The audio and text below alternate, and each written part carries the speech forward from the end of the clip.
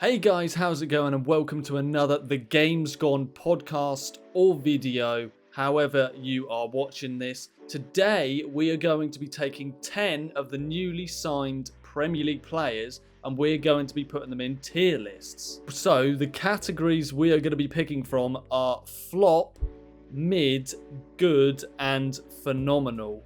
It's basically just going to be how your gut feeling of the player is for the season. And we're going to cause a lot of controversy, but have your opinions down in the comments as well, where you would put these players and where you think they should be. And if we're absolutely mental, also let us know as well. That last part's probably quite applicable. So we're going to start off with a banger. The first one, 115 million Florian Wirtz to Liverpool from Leverkusen.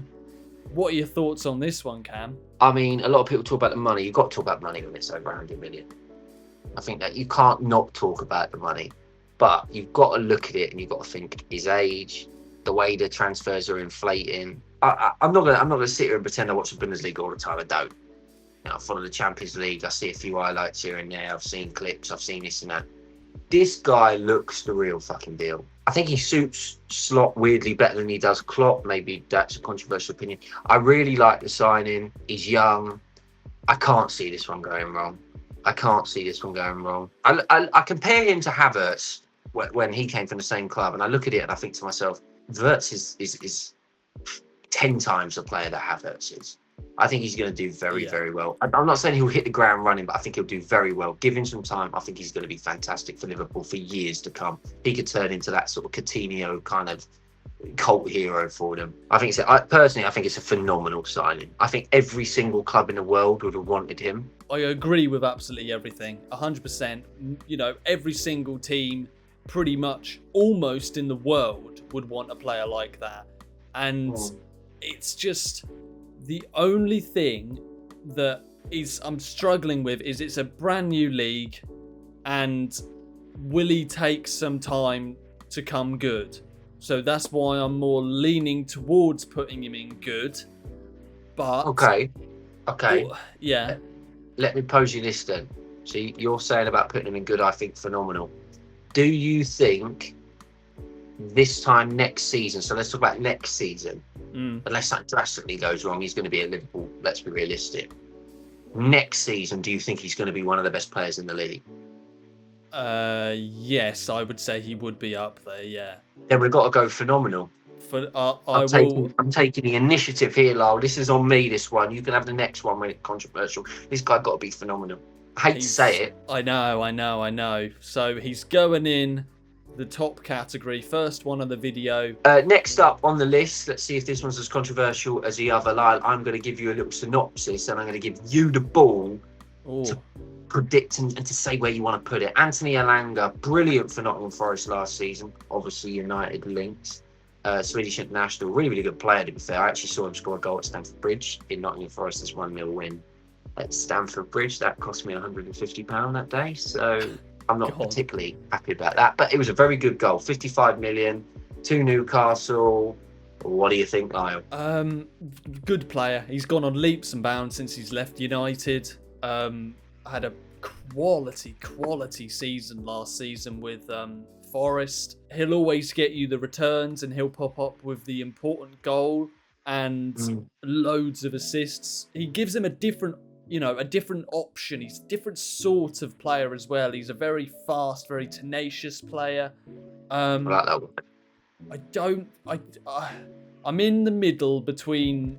I think I'd have to put him in good. Premier League proven. He's not phenomenal because, we put Wirtz in there and I know they're two completely different players.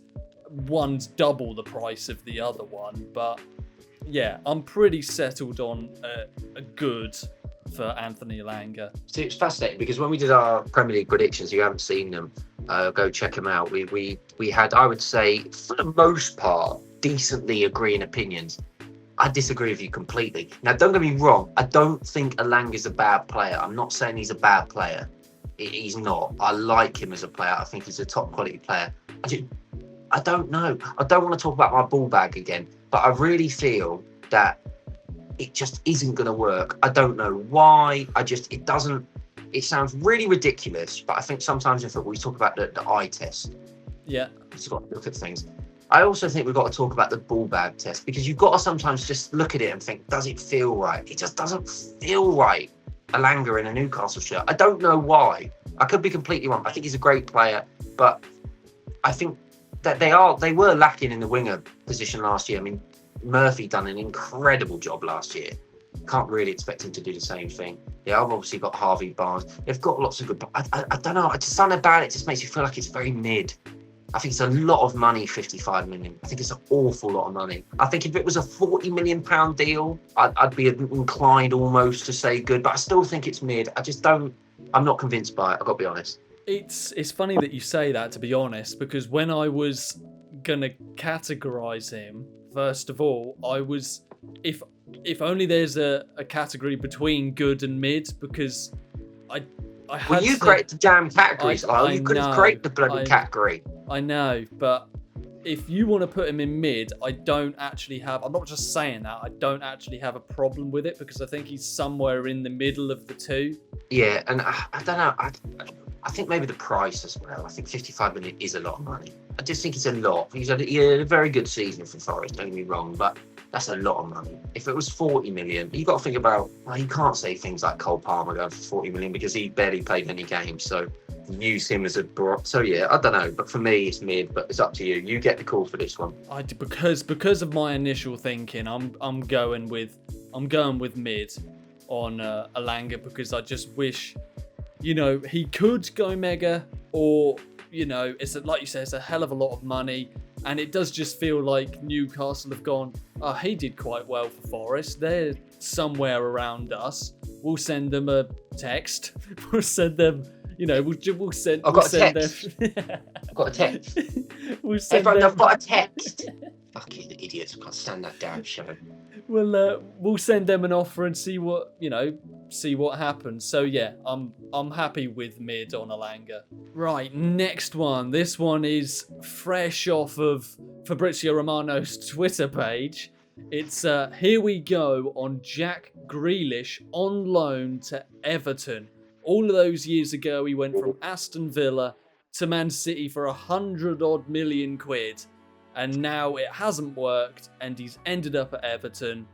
What are your thoughts? First things first, I think that the EFL need to double check that the person who punched Jack Grealish in the derby against Aston Villa a few years ago wasn't the same Birmingham fan that tried to punch one of the Ipswich fans over the weekend. But it was beside the point. I think this is an incredible coup. We were talking about this earlier. Yeah. I think Everton, I put them 11th, and this was before this Jack Grealish signing. I'm glad they got it, because I think 11th was probably, if we're looking at it objectively, a little bit high. I think it's a really good signing. Option for 50 million in the summer, I'm hearing. That seems a little bit ludicrous, but that's not to say they could negotiate that down. I think it's a really good sign. I think it's a fantastic player in Jack Grealish. And I think with Everton, is a bit like where he was at Villa, where he was the main man. Yeah. And when he's the main man, I think he could be as good as he was at Villa, and he could really, we're going to do some possibly FBL videos later on in the week. He's somebody I would be looking at, maybe not straight away. We've got to see minutes, let him bed in. He's obviously joined quite close to the start of the season. After a couple of weeks, he could be somebody who comes in. I think he's going to have a really good season. I actually think for Everton, this is phenomenal. Maybe I'm exaggerating here, Lyall. I've had a couple of glasses of wine, but I think this is as phenomenal as Wirtz. For Everton, yeah, Everton and Liverpool. If Liverpool signed Jack Grealish, it wouldn't be phenomenal, let's be realistic. But for Everton, I think this is phenomenal. Mm-hmm. And I said it right. Yeah, I agree. I think you saw how he was at Aston Villa. Like you say, when he's the main man, he basically, he had a good couple of hands on that team to drag them up into the Premier League. And he's, like you say, when he's the main man, he's given that freedom, and he'll be given the minutes. He'll be, it's not like Manchester City where you've got to play Pep roulette. 1 week you're starting, 1 week you're not. He'll be getting... he's got in that team, and he's in that team 100%. Promised game time, and one of the first names on the bloody team sheet. I don't really see how, like you said, 50 million's a bit of a weird one, but for that's the next season, year. yeah, That's what I mean. For a loan, it's just it's if it doesn't work out, they've not lost anything. no, I don't think Grealish is bad in the dressing room. I think he's a bit of a party animal, whatever, but I don't think he's a bad person having a dressing room. I don't think he's going to turn a dressing room or anything of those ilk. I can't see this being bad for Everton. Even if it does not go greatly, it's still, I mean, maybe that, I actually genuinely think it's going to be a real good bit of business for him. And I think they'll get to the summer and think, well, we want him. And Man City are going to go, well, we agreed 50 million here. He's done this. He's scored, 10 goals and got 10 assists. You've had a great season. yeah, And they'll have to try and negotiate that down. But I think once again, you look at those bottom half teams. mm-hmm. You look at those teams in and around those positions that we were talking about in the podcast, where you don't really know where they're going to go. Somebody like a Jack Grealish, he's an X factor player. He's a player that can push you from 15th and get you out of that melee and push you into. I would not be surprised if Everton finished in the top half and was sniffing around Europe. Not just because of Jack Grealish, David Moyes. I think the other signings they're putting together a decent little side. There's still a lot to do. There's still got a couple of signings to make. Don't get me wrong. There's some weaknesses in their squad, definitely. Yeah. They're ones to watch next year. They really are. Can I put this one to you though? I see it as it's a phenomenal bit of business and a phenomenal signing for Everton, and that makes me want to put him in that top tier. Something just sort of tells me that I've got to, I think a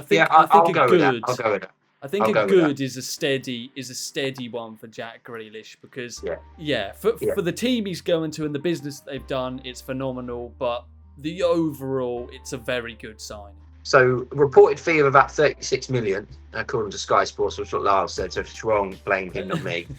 He does all the work. I just take the credit when it's right, and when it's wrong, I blame him. The story of most relationships in life, really. Anyway, the point I'm trying to make here is it a good sign and is it not? Now, fee-wise, for me, it's very, very good. Can I stop you just for... Yeah. You didn't say the name of the player. Okay, so we are talking about Ait-Nouri from Wolves. Thank you, Lyall, for that interjection. That was a good point. I hadn't actually introduced him. I just assumed that everyone was in my brain. 36 million. Value-wise, I think they're very good. He's a young player. Very, very good for Wolves. I'm going to throw it over to you again. Fantastic for Wolves last season. One of their best players for me, with Cunha and Strand Larsen. For me, I think he suits Manchester City really, really well. He's that wing back, if you like, who's going to bomb up, and he's got the energy to bomb up and down all game. Very creative, pops up with your odd goal and quite a few assists for Wolves last season. And yeah, I just think he'll slot right in, but you always then have that pep roulette. Is he going to be picked one week? Is he then not going to be picked the next week? For me, I'm sorry, unless it's an absolute slobber knocker of a signing from Manchester City, where Bellingham went to Manchester City, and you can't really argue it and say, oh, that's 100% a phenomenal signing. It's got to be a good or a mid, just because it's Manchester City. Until we see if he's playing week in, week out, I just can't really be sure.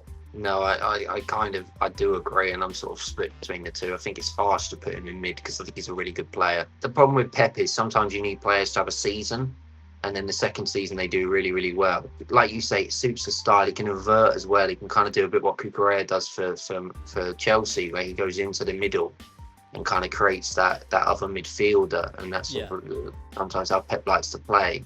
Obviously, it pushes Guardiola, who has been fantastic for Man City, let's be realistic. It pushes him into his more kind of comfortable centre-back slot. It also gives them options tactically in and out of possession. On paper, I think it probably should be phenomenal, especially for the fee. But like you said, there's just something about me where you just never know with Man City players.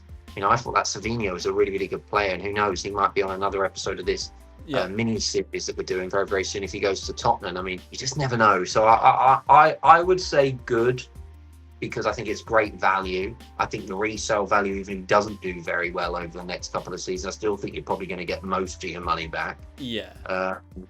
I'm happy to go with that. Yeah, I'm happy to go Ait-Nouri and good. Okay, next is João Palhinha on loan to Tottenham Hotspur for, if they want him after the loan, a 30 million buy clause. What are your thoughts on this one? I think it's a fantastic deal. I'm not going to be ridiculous and say it's phenomenal. A lot of people will talk about how he done for Bayern Munich last year. I don't really want to. I'm not even going to include that really. I think players have terrible seasons. That does happen. And he wasn't even that bad. I think he got massive minutes.